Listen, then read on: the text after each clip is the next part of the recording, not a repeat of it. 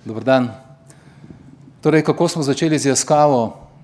Približno 10 let nazaj, ker bom danes glavno govoril tudi o Yaskavi, približno 10 let nazaj smo začeli z eno tako fajn diplomsko nalogo in sicer smo rekli, nek problem je v proizvodnji, dajmo pogledati, kaj to je, in zanimalo jih je na enem montažnem mestu oziroma v montaži, koliko časa se resnično dela, kateri problemi nastajajo, kako je materialni tok in tako naprej. No in ko je ta diploma bila zaključena, je bil direktor zainteresiran in rekel, ja, to je pa res zanimivo za nas, dr. Kostler, mi bi pa res našli lahko nekaj več skupnega pri tem sodelovanju. In tako se je to vse skupaj začelo. No in te težave, ki so se pokazale pri Yaskavi, niso samo pri Yaskavi, ampak so v večini slovenskih podjetij, pa ne samo slovenski, si upam trditi, tudi podjetij v Evropi in tudi širše gledano. Se pravi, če pogledamo delež učinkovitosti oziroma učinkovitost proizvodnih procesov, pa ne samo proizvodnih procesov, ampak procesov na splošno, je delež tistih aktivnosti, ki doprinesejo k dodani vrednosti v teh procesih, nekje 5 do 10 odstotkov. Vse ostalo je pa tisti delež, se pravi 90 do 95 odstotkov, kjer se ne dodaja k neki vrednosti. Se pravi, te aktivnosti so bolj zato, da so pač aktivnosti. In nikakor ne moramo reči, da pa delavci ne delajo. Tudi v Yaskavi so delavci izjemno veliko delali, veliko nadur je bilo potrebnih, sobote, včasih tudi nedelje in tudi v drugih podjetjih je tako. Torej, to je tisto področje, ki ga vidimo z rdeče obarvanim, to so potrate, to je tisto področje, kjer se da izjemno veliko narediti. In tu se zdaj že postavi prvo vprašanje, kam lahko financiramo recimo, kam damo svoj denar, kje kaj izboljšati. Večinoma Slovenci smo izjemno dobri tehnologi, izjemno dobri konstrukterji. Večinoma vlagamo denar v to. Se pravi, dajmo razviti nov izdelek, dajmo izboljšati izdelek in tako naprej. To znamo zelo dobro narediti. Se pravi, če mi damo nek denar ali pa finančna sredstva v to, da izboljšamo izdelek za 30 odstotkov, ga damo v tisti segment, ki ga takor vidimo, se pravi v teh 5 odstotkov. Če mi izboljšamo za 30 odstotkov, 5 odstotkov, koliko je to, če doprinesemo k celoti, vidimo to cirka 3 odstotke. Če pa mi vložimo finančna sredstva v ta ostali del, jaz ne rečem, da ta prvi del ni pomemben, izjemno pomemben, se pravi razvoj izdelkov je zelo pomemben, razvoj tehnologij je zelo pomemben, ampak če pozabimo vse ostalo, če pozabimo teh 90 odstotkov, kamor lahko tudi veliko vložimo, potem smo pozabili veliko. Namreč, če damo majhna sredstva v teh 90 odstotkov v reševanje teh problemov, potem lahko z majhnimi sredstvi izjemno veliko naredimo. Recimo, če pa 30 odstotkov zdaj izboljšamo pri teh 90 odstotkih, če gledamo zdaj to delež na 100 odstotkov, je skoraj ena tretjina, za eno tretjino lahko v zelo kratkem času povečamo dodano vrednost na zaposlenega, kar je pa seveda naš cilj, kot smo prej slišali. Cilj je ključno digitalizacija, zakaj? Povečati dodano vrednost, povečati profit in tako naprej. To je tisto, kar nas zanima tukaj. No, in tako nekako smo potem tudi mi začeli v Yaskavi. Več orodij je za to, da lahko pridemo hitro do tega cilja, da v kratkem času, 2 do 4 leta, podvojimo dodano vrednost, kar je zelo pomembno in to smo v Yaskavi uspeli in tudi v nekaterih drugih podjetjih smo to dosegli. In prvo takšno orodje je Lean, se pravi vitkost, je že stara, znana tehnologija, ki jo uporabljamo in na začetku da izjemno dobre rezultate. 8 tudi do 10 odstotkov rasti letno, kar se tiče produktivnosti, lahko dosežemo s to tehnologijo.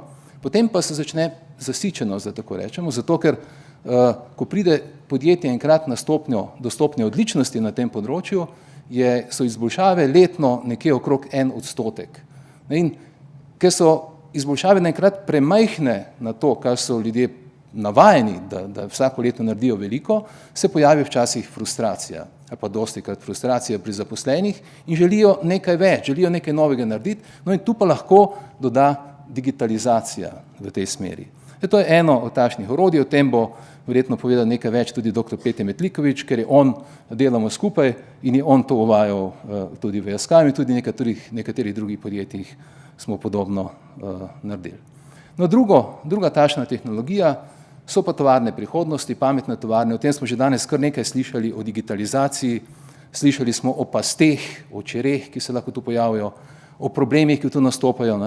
In problemi, ki tu nastopajo, so velikokrat predvsem ljudje potem, kompetence, ali imamo ljudi, ali imamo kompetence, ali lahko vložimo toliko denarja in ali lahko dosti hitro dosežemo tudi nek napredek, kar se tiče produktivnosti, kar se tiče konkurenčnosti, kar se tiče tudi profita na koncu koncev. Ključni problem oziroma ključni izziv, bom rekel, pri pametnih tovarnah je povezljivost. Tehnologije, industrije 4.0, ne bom jih našteval, so znane. Več ali manj so znane, kakšne je treba razvijati, recimo umetna inteligenca je na pohodu, o umetni inteligenci bi se dalo sicer veliko povedati. Recimo marca, da vas spomnim, marca naslednje leto bomo imeli v Cankarjevem domu predavanje na temo ne samo umetne inteligence, ampak umetna inteligenca, robotika, pravni vidiki tega in kje so tu čeri in pasti, na kak način je treba tu postopati. Predaval bo priznan strokovnjak z Francije, Rafael Rao, ki je tudi sicer soustvarjal ali pa soustvarja zakonodajo v Bruslju. Ključni izziv pri pametnih tovarnah in vseh teh tehnologijah je torej povezljivost. Kako povezati te tehnologije skupaj, da dobimo nek sinergijski učinek. In tu se dostikrat zalomi, ko smo slišali danes, manjkajo znanja, ne toliko znanja, bolj manjkajo kompetence, manjkajo pravi ljudje in manjka včasih tudi denar, finančni vložek, ki ni tako majhen. No, če zdaj iz tega potegnemo ven nekaj, ker je tu zapisanega, zelo pomembno je, da ko uvajamo lean, ko uvajamo vitkost, da to podpremo z digitalnimi orodji. To je pa tretji način, če tako rečemo. Tretji način, ki je enostaven, lahek, ki lahko v zelo kratkem času povrne vse tisto, kar smo vlagali v to. Ne rabimo nekih velikih finančnih sredstev, pa v zelo kratkem času, 2 do 4 leta lahko povečamo podvojimo dodano vrednost na zaposlenega. Pozablja se pa dostikrat, ko gremo v digitalizacijo, da pa rabimo tudi lean pri temu. Namreč, ko mi gremo digitalizirati, če digitaliziramo potrato, potem smo naredili še več škode, kot smo imeli prej. Torej, rabimo najprej neko orodje, s katerim bomo pogledali, kaj je potrebno digitalizirati, na kak način, rabimo ljudi. To smo danes tudi slišali. Vse bazira na ljudeh in na kulturi. Treba najprej uvesti to kulturo, pogledati, kaj je tisto, kar dejansko rabimo, potem pa gremo digitalizirati za tisto, kar smo se odločili, da je najbolj potrebno in najbolj nujno. Na tak način smo torej mi pristopili pri Yaskavi.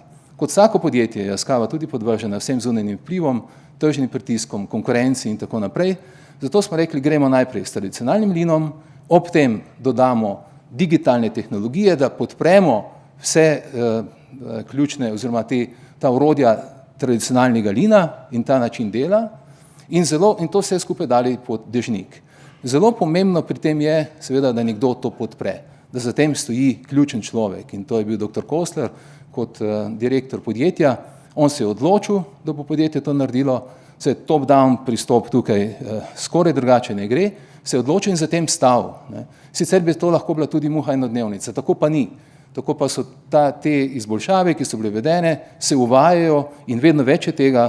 Gradili smo kulturo, kar je ključno, zato smo tudi tako zastavili, ker če bi šli takoj v digitalizacijo, po mojem mnenju ne bi šlo, tudi zaradi tega, ker ljudje niso imeli kompetenc, niso razumeli točno, kaj to je, strah je bil prisoten in vse to, kar je bilo danes že rečeno.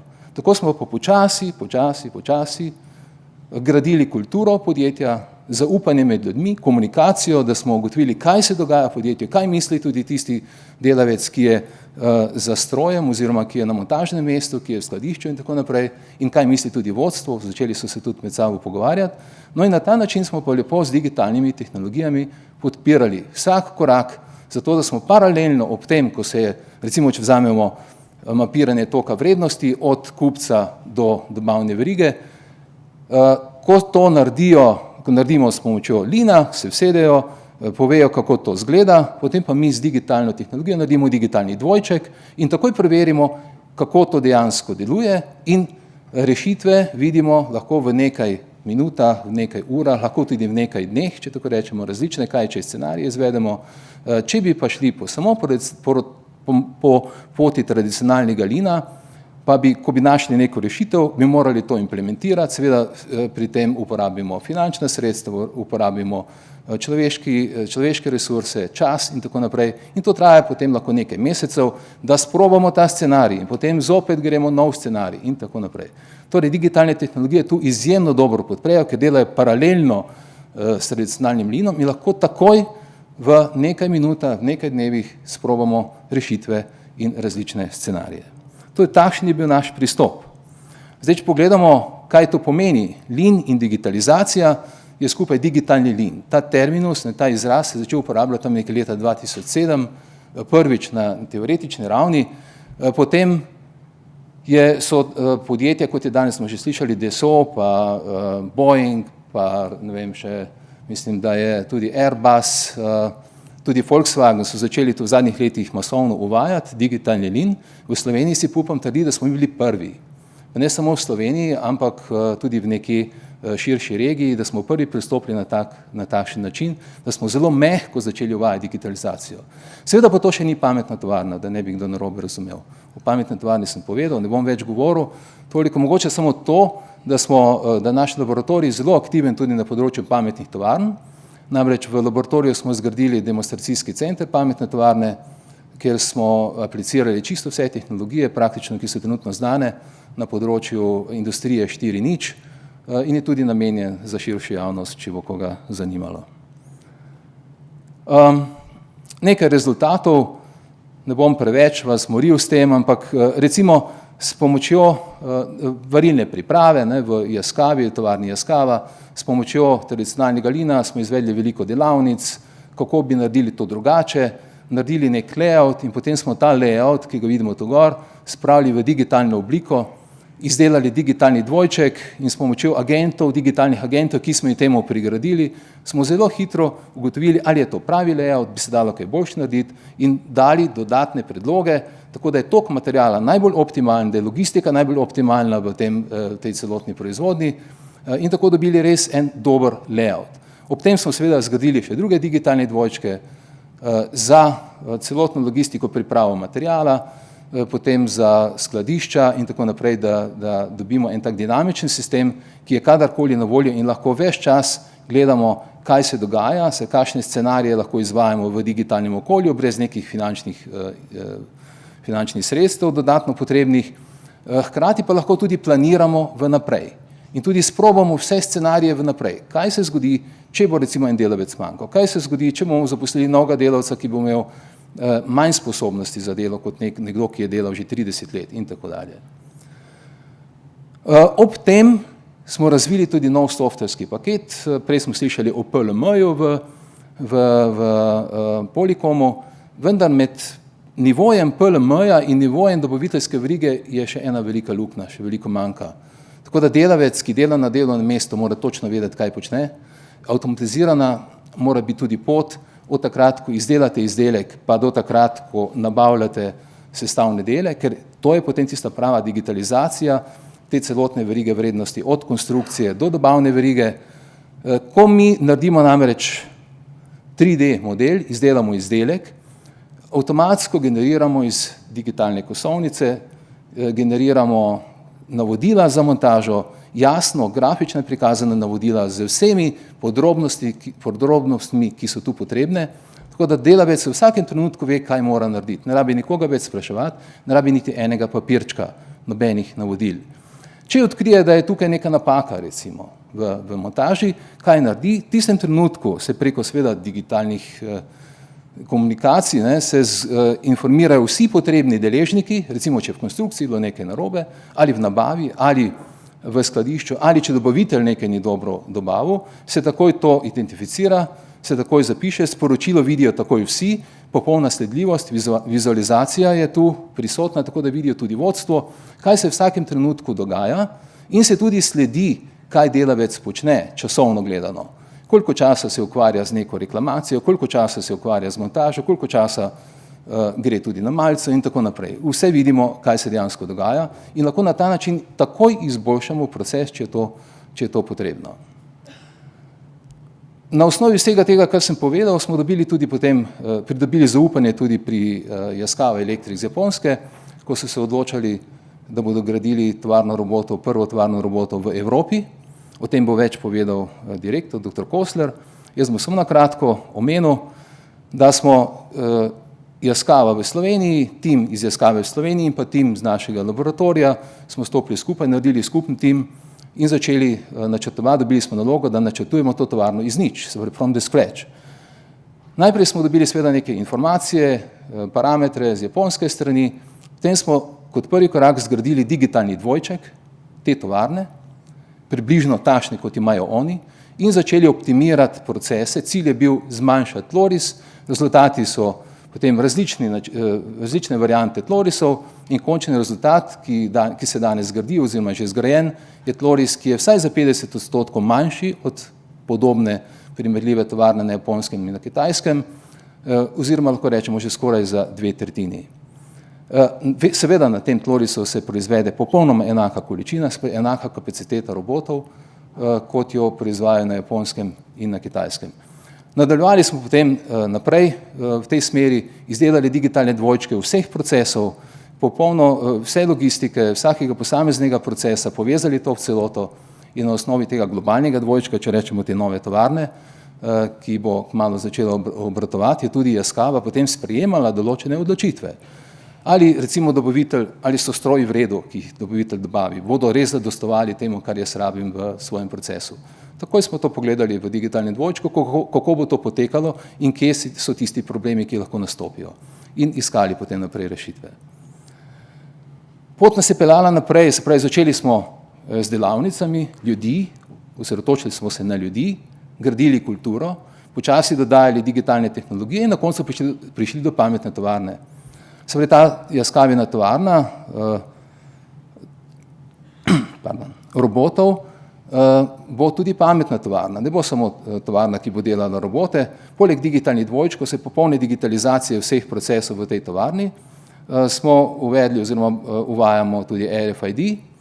To je tehnologija, ki nam omogoča sledljivost, izmenjavo informacij med posameznimi subjekti v samem procesu, tako da je izdelek, nosilec informacije in pove vsakemu mestu, jaz sem tukaj, naredi to in tako naprej, hkrati pa tudi mi vidimo, kaj se v procesu dogaja.